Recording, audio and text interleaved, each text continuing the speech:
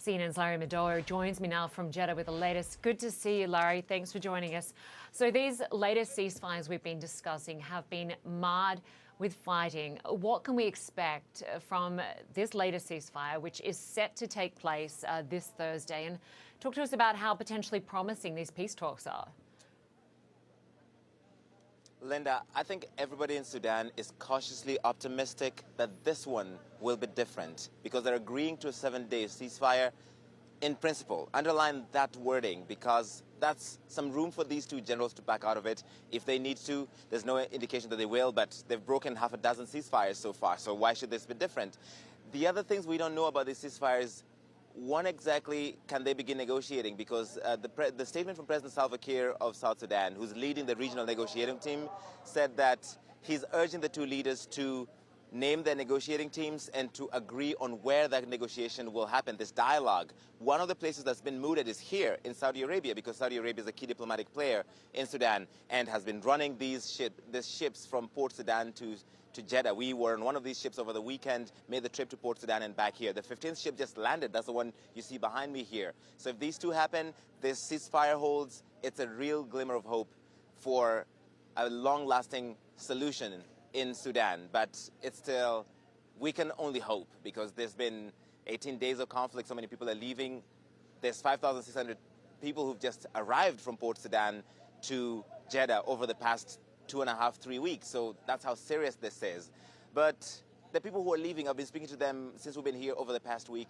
They're heartbroken. They're relieved to be safe, but they can't imagine what their families back home are going through. Listen to Ashraf. I feel very sad. It's my hometown.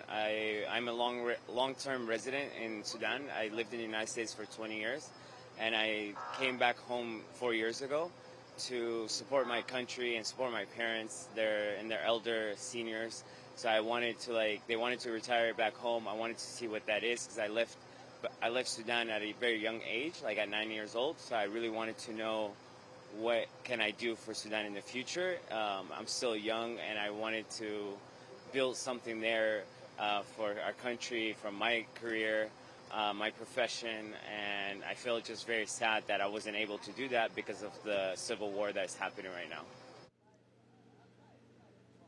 So this is the profile of people who are arriving here in Saudi Arabia. They're the privileged Sudanese who are dual nationals, like Ashraf, who's Sudanese American, or Sudanese British, or Sudanese Canadian, or they have permanent residence in another country, like Saudi Arabia, somewhere in the Gulf, in another part of the country, because regular Sudanese people are not finding it easy to get on these boats across the Red Sea to come here.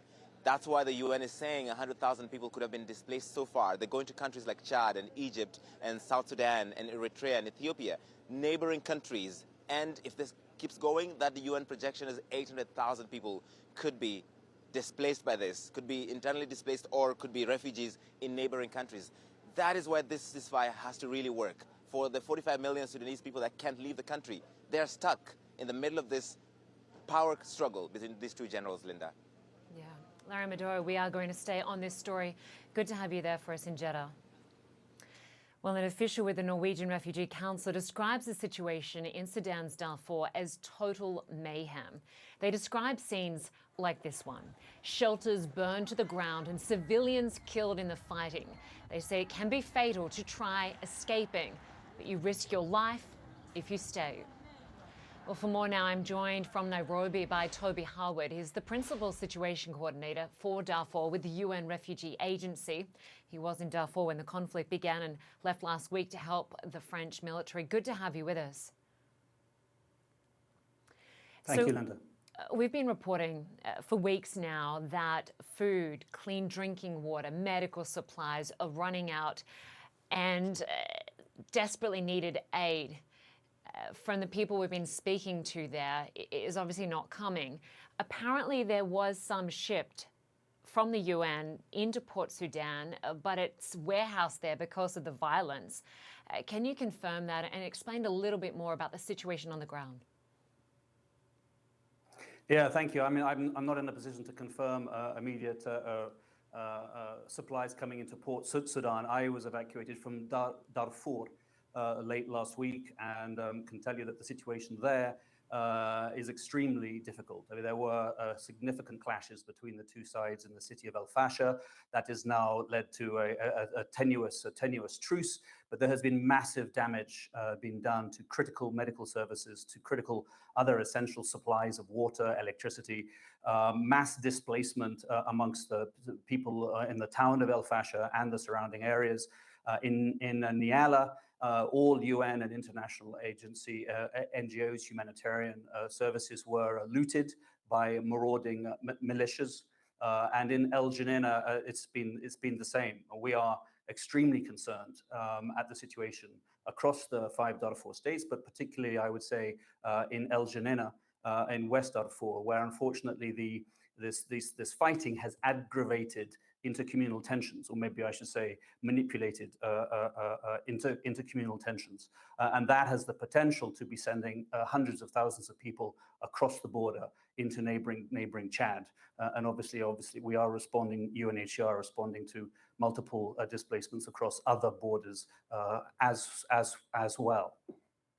How long were you in Darfur previously, just before you left last week? And do you still have people on the ground there that you're communicating with to find out how the situation is changing? Yeah, I mean, I was in Darfur for a couple of years. We still have all of our national staff on the ground. Some are having to relocate to safer areas because of the intensiveness of the fighting.